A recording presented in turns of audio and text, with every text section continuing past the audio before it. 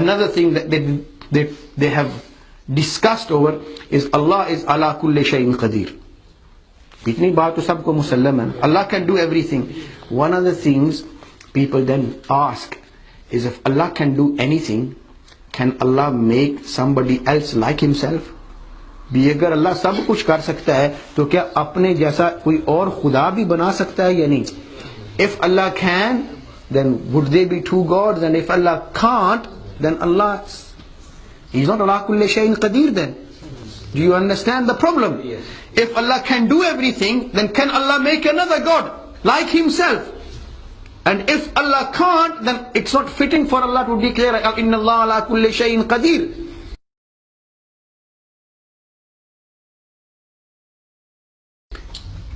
If Allah so wants, Allah can do anything, but Allah won't make another God like Himself. It's not fitting for Allah. It's not fitting for His majesty.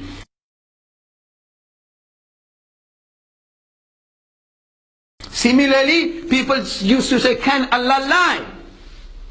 Speech for Allah, lying or telling the truth is a part of one's speech. Samajh aa rahi? You understand what I'm saying? When people speak, who's going to tell the truth or lie? Someone who can speak. Now Allah's speech is haqq. We believe that Allah speaks. What is Quran? Quran is kalamullah, speech of Allah. So speech of Allah is haqq. So if Allah is going to speak and Allah can do whatever Allah wants, and Allah can deal with people as Allah wants and do whatever, is Allah free to lie then? And if Allah can't, can Allah do everything? So the possibilities, but Allah never lies.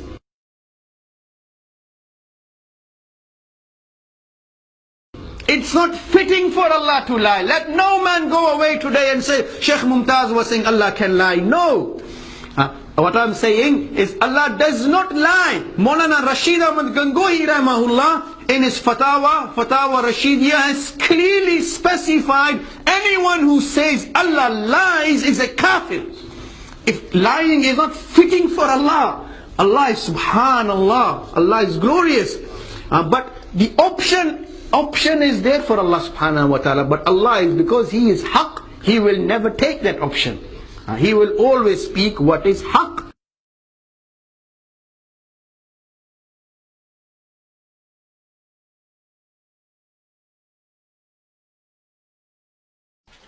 This is a very important verse and an important concept for us, so we need to pay attention here. Inna Allah ala kulli shay'in qadir. Comes in the Quran, it comes in Surah Al-Baqarah as well.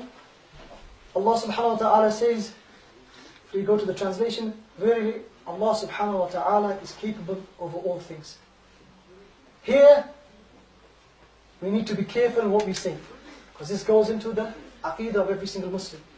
There are certain things which are mustahil, impossible to be in the attribution to Allah subhanahu wa ta'ala.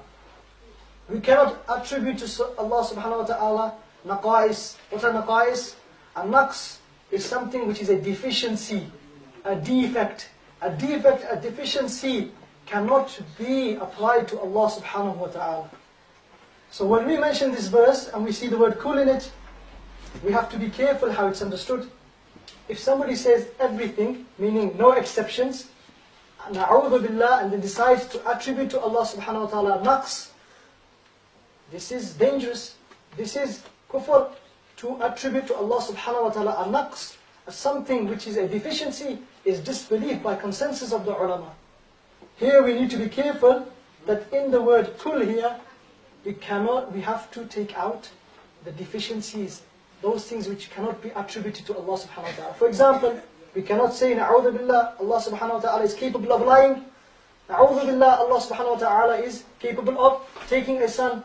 You may think these are very simple. Why are we being told this? This is simple, every Muslim should know. And it is something which every Muslim should know by necessity. Unfortunately, there have been some ignorant individuals in history who have not understood this or have clearly gone against this.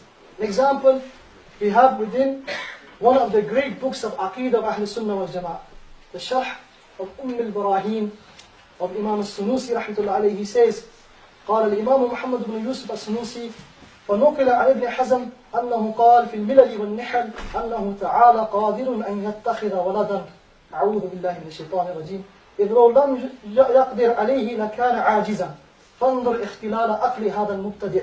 He said it is related from Ibn Hazm, who was one of the Zahiri, who followed the Zahiri school. Ibn Hazm, this person, he is used by those people who accuse al-Sunnah wal Jama'ah of bid'ah. We should know this.